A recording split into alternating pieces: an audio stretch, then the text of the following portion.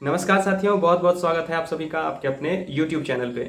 हम लोग बात करेंगे बिहार शिक्षक बहाली को लेकर, और बिहार शिक्षक बहाली में रिजल्ट्स को लेकर अभी बातें चल रही है कि रिजल्ट्स कब आएगी, उस पर बात करेंगे। आंसर की कब आने वाली है उसको लेकर बात करेंगे, और अभ्यर्थियों की क्या मांग है इस बहाली को लेकर उस पर बात करेंगे। तो एक एक करके सभी मुद्दों पे हम लोग बात करेंगे। उसके लिए आप लोग इस चैनल को सबसे पहले आप लोग सब्सक्राइब कर लीजिएगा, और आने वाले सभी वीडियोस के लिए अगर आप लोग सब्सक्राइब करते हैं तो ऑब्वियसली सी बात है सभी वीडियोस आप सभी के पास आएंगी। तो चलिए हम लोग एक एक करके बात करते हैं। सबसे पहले अभ्यर्थियों की मांग क्या है इस बहाली को लेकर उसको बात करते हैं। अब देखिए कि जो शिक्षक बहाली हुई है टीआरई 1 में और टीआरई 2 में, उसको लेकर अगर आप बात करें तो कितनी बड़ी मात्रा में फर्जीवाड़ा हुई है इस चीज से तो आप सभी लोग समझ में होंगे। और देखिए कि जिस हिसाब से इस बार रिजल्ट आई है टीआरई 1 और टीआरई 2 की, एक दिन ब दिन आप अगर देखेंगे तो आपको फर्जी शिक्षक आपको देखने को मिलेंगे।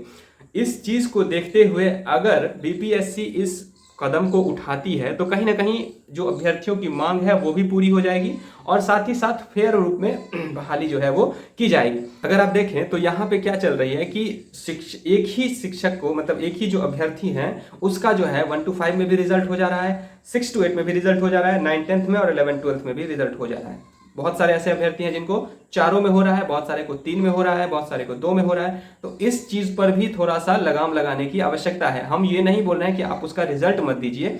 अगर आप, जैसे कि एक प्रोसेस बता रहा हूं कि रिजल्ट अगर इस प्रकार से दिया जाएगा तो कहीं ना कहीं अभ्यर्थियों के लिए भी बेहतरीन होगा, और बाकी जो बच जाएंगे सीट्स उस पर भी अन्य लोगों की बहालियां की जाएंगी।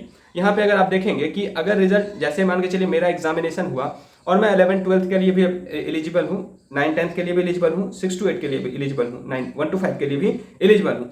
तो अगर मेरा ही रिजल्ट आप प्रकाशित करिएगा तो एक चीज अगर प्रोसेस आप अपनाइएगा कि 11 12th से अगर आप रिजल्ट देना शुरू करिएगा तो कहीं ना कहीं मेरा, जैसे कि 11 12th में रिजल्ट आ गया, तो जैसे ही आप उसका रिजल्ट दीजिए 10 दिन का समय दे दीजिए, उसके बाद वो सेलेक्ट कर लेगा कि हमको इसमें ज्वाइन करना है कि नहीं करना है। जैसे ही उसका सेलेक्ट वो करेगा तो उसका अगला जो 9 10th का और 6 to 8 का जो वो एग्जामिनेशन दिया रहेगा उसका सिर्फ और सिर्फ आप रिजल्ट यानी कि स्कोर कार्ड दिखा दीजिए, और उसमें ये चीज बता दीजिए कि you are not applicable for this post. तो जैसे ही अगर वो चीज वहां पे दिख जाएंगी तो वो उसमें ज्वाइन नहीं करेगा, वो सीटें बच जाएंगी। मेरा अगर 11 12th में सिलेक्शन हो जाएगा तो 9 10th में ऑब्वियसली सी बात है मैं क्यों करूंगा।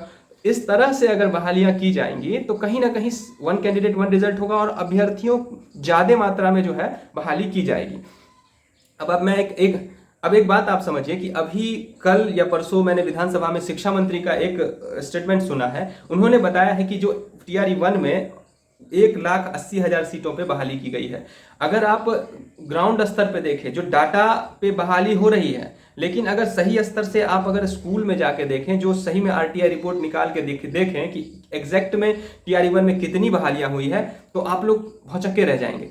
इसमें 60% भी बहाली नहीं की गई है, और जो भी बहालियां हुई है, ठीक है, जितनी भी बहालियां हुई है उसमें से भी फर्जीवाड़ा शिक्षक डेली बेसिस पे निकल रहे हैं। तो किस प्रकार से आप सिर्फ डाटा का खेल कर रहे हैं, राजनीतिक खेल कर रहे हैं, और अभ्यर्थियों को गुमराह कर रहे हैं, बाहरी लोगों को, बिहार के लोगों को गुमराह कर रहे हैं कि हम इतनी मात्रा में बिहार में वैकेंसीज दे रहे हैं, और कहीं ना कहीं जो एग्जैक्ट में जो ग्राउंड स्तर पे जो होना चाहिए बहाली वो नहीं हो पा रही है। ठीक है, आप बहाली कर रहे हैं, बाकी राज्य में तो उतना भी बहाली नहीं हो रहा है, लेकिन ये कदम ठीक है, लेकिन जो प्रोसेस हो रही है ना बहाली की वो गलत हो रही है, और उसको लेकर अभ्यर्थियों का मांग है कि 1 कैंडिडेट 1 रिजल्ट किया जाए, और साथ ही साथ जो डॉक्यूमेंट वेरिफिकेशन है वो जो है पहले किया जाए। जो फाइनल रिजल्ट देते हैं ना उससे पहले डॉक्यूमेंट वेरिफिकेशन कीजिए, क्योंकि आप भारतवर्ष में कोई भी एग्जामिनेशन ऐसा नहीं है जिसमें पहले डॉक्यूमेंट वेरिफिकेशन न होता हो रिजल्ट देने से पहले, फाइनल रिजल्ट देने से पहले। तो इस बात को थोड़ा समझिए। जबकि बीपीएससी खुद सिविल सर्विसेज का जो एग्जामिनेशन लेती है उसमें पहले क्या करती है, डॉक्यूमेंट वेरिफिकेशन, उसके बाद ही जो है वो फाइनल रिजल्ट देती है। तो टीआरई में क्यों नहीं, टीचिंग रिक्रूटमेंट एग्जामिनेशन में क्यों नहीं, ये प्रश्न उठ रहा है। तो सबसे पहली बात है कि आप रिजल्ट दे दीजिए, लेकिन उससे पहले डॉक्यूमेंट वेरिफिकेशन कीजिए, क्योंकि जितने भी फर्जीवाड़ा शिक्षक घुस जाते हैं उससे राज्य सरकार का भी हानि है कि उनको सब कुछ देना पड़ता है, उनको हर एक जो है फायदा, फैसिलिटी, पैसा, बहुत सारी चीजें खर्चा होती है, तो उन चीजों को भी कहीं ना कहीं रोका जाएगा। तो इसीलिए पहले आप जो है डॉक्यूमेंट वेरिफिकेशन करवा लीजिए। रही बात रिजल्ट्स की, जो बीपीएससी का रिजल्ट्स कब आने वाला है, तो जैसा कि आपको पता है कि रजनीश कुमार जी के द्वारा लगातार अपडेट्स देते रहते हैं वो बीपीएससी टीआरई 3 को लेकर, तो उसी माध्यम से हमने भी देखा है और आप लोगों ने भी देखा ही होगा। तो कहीं ना कहीं उनका रिपोर्ट जो है वो सही रहता है।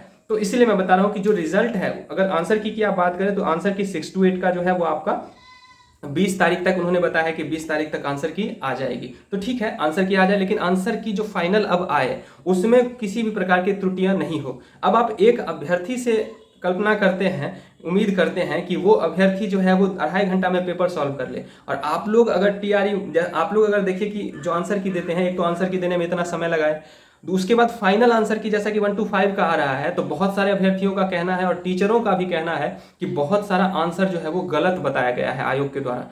तो इस पर भी थोड़ा सा आप लोग समझिए, स्पेशली जो स्पेशल टीचर्स होते हैं, उसके जो स्पेशल प्रोफेसर्स होते हैं, उनको बिठा के राय मशवरा लेके जो एनसीईआरटी बेस्ड जो रहता है आंसर, उसको आप इतना दिन लग जाता है इसको करने में, इसको थोड़ा सा कर लीजिए। और 6 to 8 का जो, और 9, 10 का और 11, 12 का जो आंसर की आने वाला है, ऐसा उन्होंने अपडेट्स बताया कि 20 सितंबर को जो है वो आंसर की आने की पूरी संभावना है। ठीक है, आप आंसर की जो है सो दीजिए फाइनल, लेकिन सही आंसर की दीजिएगा इस बार। फाइनल आंसर की मतलब फाइनल, ये नहीं कि उसमें भी फिर से कोई त्रुटि निकल के आ जाए, इस बात को थोड़ा सा समझना है। उसके बाद अगर आप बात करें कि जैसा कि राज्य सरकार के द्वारा जो है वो रोस्टर क्लियरेंस मिल गई है और वो बीपीएससी को अब सौंपने वाली है, उसके बाद जैसा कि उन्होंने बताया है कि जो जीएडी के पास आरक्षण के लिए भेजा जाएगा और वहां से आरक्षण का प्रोसेस सारा तैयार होकर आ जाएगा कि कितने सीटों पे कौन कौन से विभाग में कितनी सीटें हैं, कौन कौन से सब्जेक्ट वाइज कितने टीचर्स की आवश्यकता है, और साथ ही साथ अगर आप बात करें तो किस आरक्षण में कितनी सीटें आ रही है, उसको भी क्लैरिफिकेशन मिल जाएगा।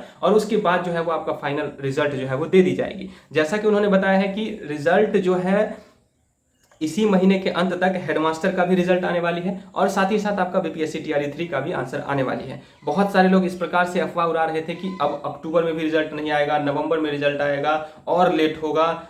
ऐसा कुछ नहीं होने वाला है, और ऐसा इसलिए नहीं होने वाला है क्योंकि उन्होंने बताया है और वो लगभग जो बात करते हैं आयोग से उसको वो यहाँ पे प्रोसेस करते हैं। तो कहीं ना कहीं रिजल्ट जो है वो आपका इसी महीने के अंत तक रिजल्ट आ जाएगी। साथ ही साथ अगले महीने के फर्स्ट वीक तक फाइनल रिजल्ट सभी चीज की आने की पूरी संभावना है। उसके बाद अगर आप बात करें तो रिजल्ट आ भी जाएंगी तो कहीं ना कहीं सही तरीके से रिजल्ट आए, इस बात को लेकर सभी अभ्यर्थियों की मांग है कि जैसा कि टीआरई 1 और टीआरई 2 में हुआ है वो चीज नहीं हो। सभी अभ्यर्थियों के मन में इस बात का डर है कि कहीं फिर से ना फर्जीवाड़ा हो जाए, और जैसे ही फर्जीवाड़ा होगा तो फिर से कट ऑफ आपको जो है वो आसमान छूने वाली दिख जाएगी। तो इस चीजों को देखना चाहिए और सही प्रकार से रिजल्ट दिया जाए ताकि मैक्सिमम अभ्यर्थियों का रिजल्ट हो। और क्योंकि आप बहाली करवा ही इसीलिए रहे हैं कि शिक्षा में सुधार हो, और शिक्षा में सुधार होने से पहले ही अगर आप फर्जी कीजिएगा तो कहां से आप उम्मीद करेंगे कि शिक्षा में सुधार होगा। इस बात को थोड़ा सा समझिए महाराज, और सही प्रकार से रिजल्ट दीजिए। आयोग से भी यही उम्मीद है, शिक्षा विभाग से भी यही उम्मीद है, और हम अभी सभी अभ्यर्थी इस बात की मांग कर रहे हैं। अगर आप लोगों को वीडियो पसंद आया होगा तो वीडियो को आप लोग लाइक कर दीजिएगा, और इसी तरह के महत्वपूर्ण अपडेट्स के लिए आप लोग चैनल को सब्सक्राइब कर दीजिएगा। बीपीएससी टीआरई 3 से रिलेटेड आपको सारे अपडेट्स यहाँ पे मिलते रहेंगे। टीचिंग एग्जाम्स को लेकर सारे महत्वपूर्ण चीजें यहाँ पे आपको मिलती रहेंगी। मिलते हैं अगले वीडियो में, तब तक के लिए आप सभी का बहुत बहुत धन्यवाद साथियों। जय हिंद।